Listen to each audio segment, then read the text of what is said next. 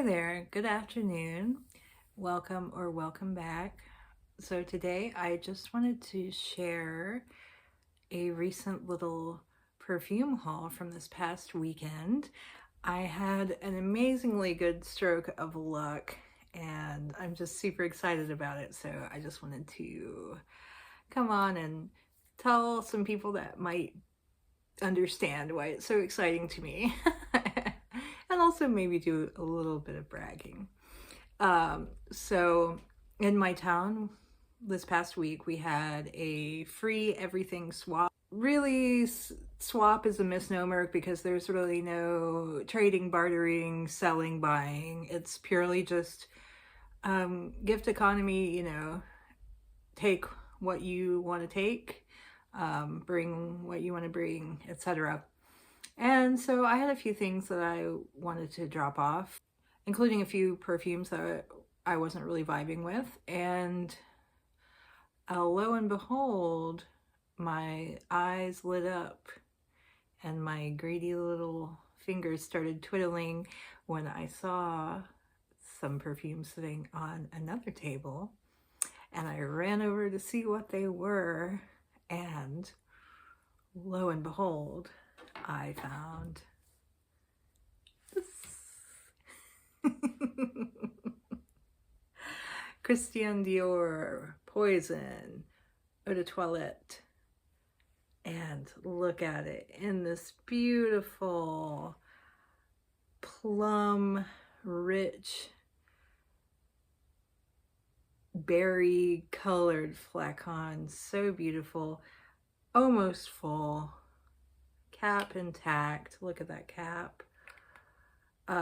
And I was really excited because I've been wanting to smell this for a long time.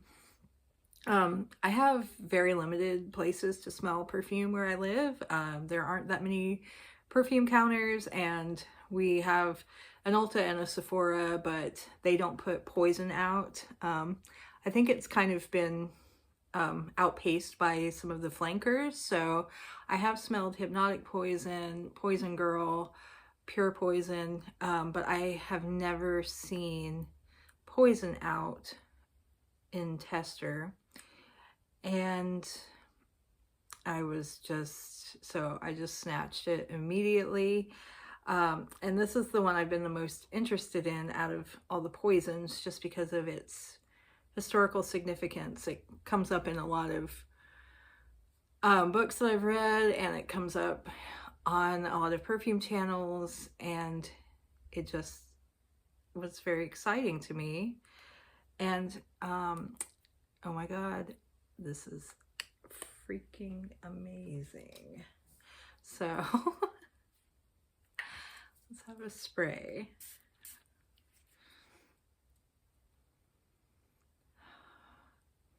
Oh, it's so good. I was struggling a little bit with the opening initially. I was like not sure that I loved the opening.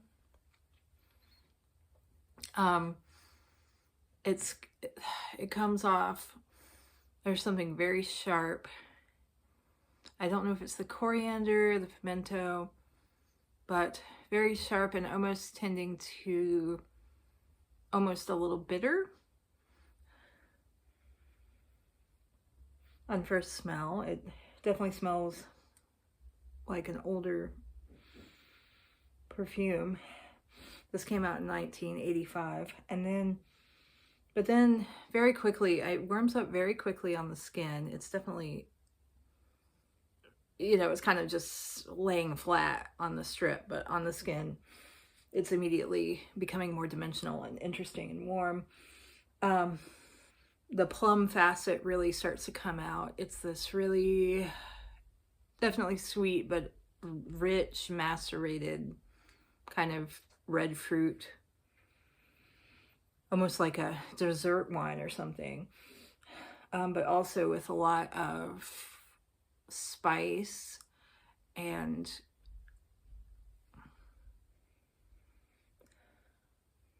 a warm ambery quality, some kind of almost a honey as it goes into kind of the middle part of the lifespan. It's definitely that honey comes out. It's very animalic. It almost can be a little bit mildly urinous smelling honey. But then there's also this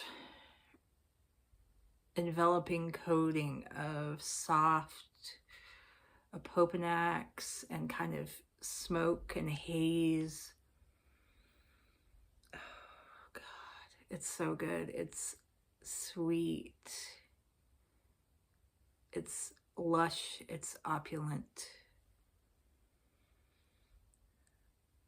And then the dry down is a lot more of the incense and kind of almost something like a soft wood of some sort.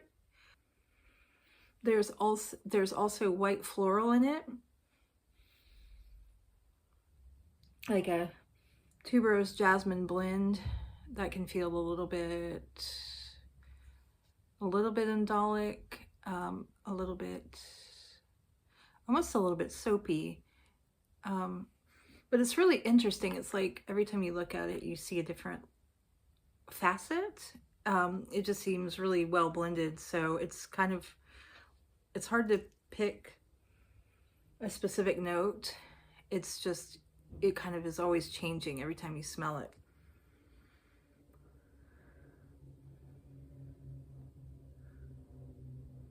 But yeah, it's just amazing.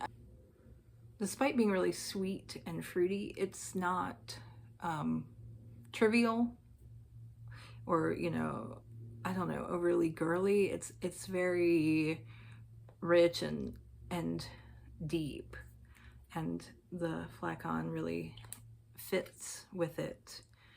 Oh God, it's addictive. Like, you just want to keep smelling it and going deeper into it, figuring out what it is. And yeah, this is my third time so far just now putting it on, and I love it. I wore it out to brunch yesterday, and the opening was a lot, and it was kind of like sitting here in my apartment with kind of limited airflow. It's not really overwhelming to me personally, but then going out, and I think something about the warmth, you know, it heating up and becoming more volatile, and the airflow, and then also the fact that I was with other people, I was around other people, so I become aware of my fragrance in a different way when other people can smell it. And I was like, oh my God, it's really powerful and it's too much. And the plum was really like plumbing. It was just like, oh my God, it's so sweet, like to the point of almost a little bit of like a rotten, like it's on the edge, and those grapes are right on the edge. Like, it's kind of that. So it's definitely like an egotistical scent. It's like, I almost feel like it's better enjoyed like in your own creepy solitude. But so far, I absolutely love it. And there is a website called Raiders of the Lost Scent. It's like a blog, and from what I could tell, based on their article about dating Dior fragrances, in years I could tell from the batch code on this. This is from 1992. And, you know, the fragrance originally came out in 85. It was originally released as an eau de toilette. I don't know if they have all concentrations available now, but Dior is kind of notorious for butchering their classic fragrances, and you know, some of that probably has to do with regulations that have caused them to reformulate. So I don't have a basis for comparison, but this smells rich, opulent, deep, complex.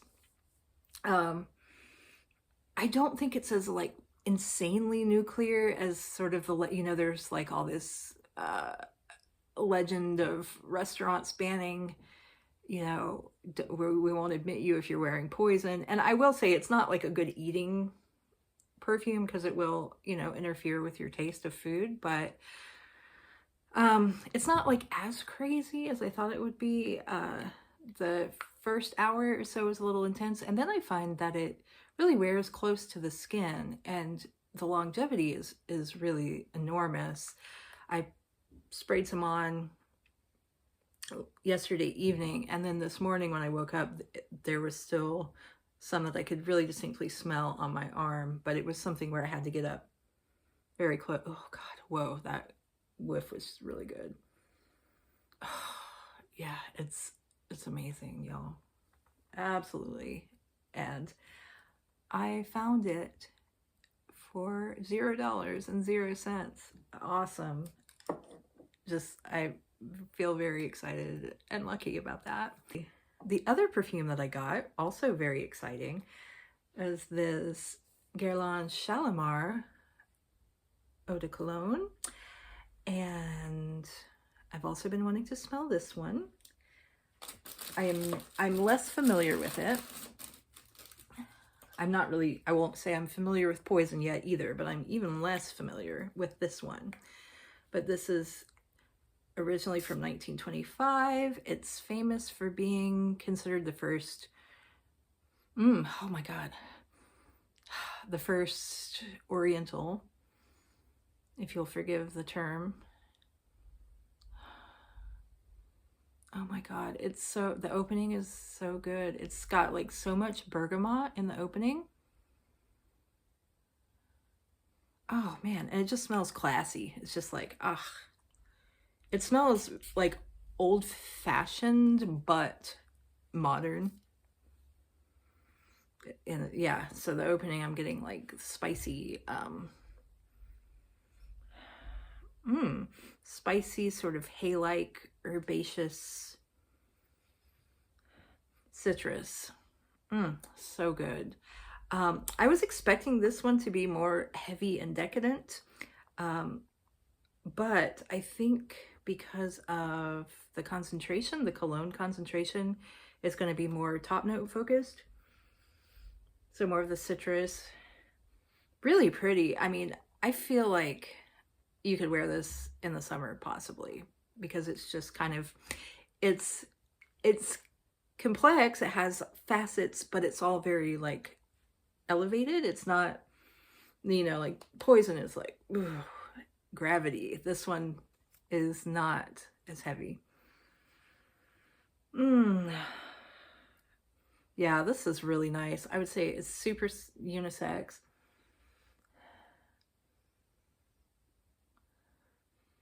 I start to pick out some kind of vanillic aspect and also some vetiver. And the legend with this is that the perfumer at Guerlain took Jicky, which was the first fougere from 1889, I want to say, and they added the newly available synthetic ethyl vanillin, and that was sort of the basis for creating Shalimar. So Shalimar is like fougere with the ethyl vanillin, but it's considered an oriental rather than a fougere.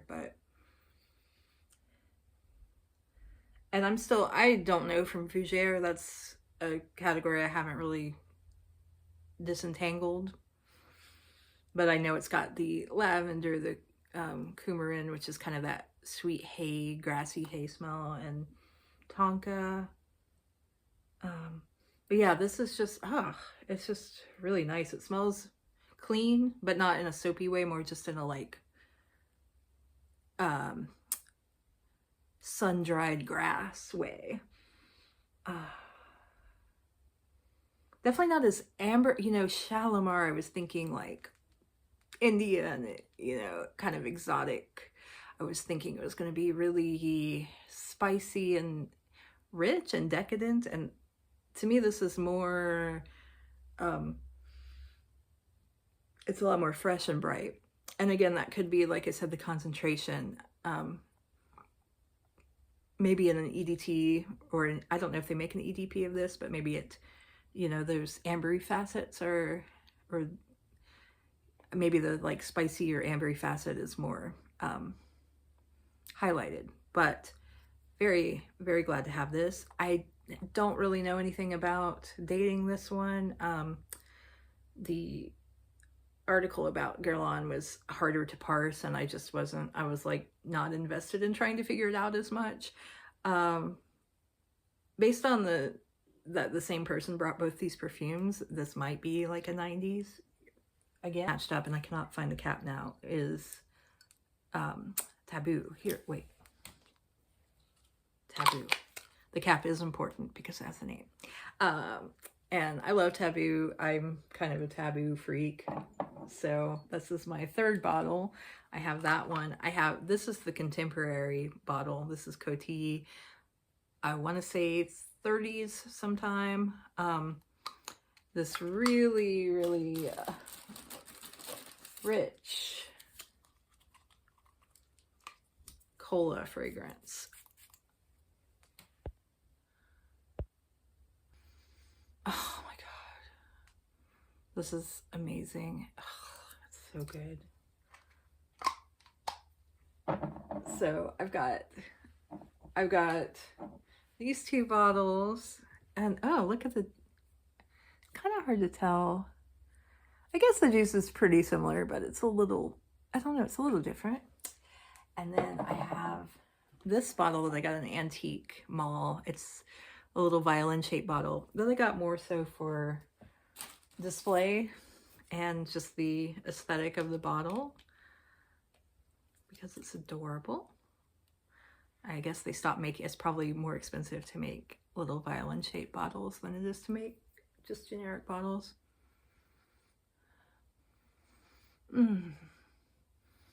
This one is softer, this older one. I'm not sure what year this came out either, but this one is softer, more ambery. The current one really has that Coca-Cola facet. And then this one that I'm guessing is from the 90s. It's similar, but it's not as syrupy and rich. It's probably my least favorite of these two, but all really great. And I'm never gonna turn down a bottle of Taboo, because why would you? It's great. And it's very affordable. I think this was like $10, totally worth it. If you like kind of heavy cola-ish awesome fragrances. And I will not be wearing this summer. Way too humid. I will be very tempted to wear this, but I don't want to be a complete sociopath. I might rock this summer. So anyway, thanks for watching. I hope you had fun looking at my scores. Definitely scores, yay! And I wish all of you much luck in your perfume searches. Have a good day.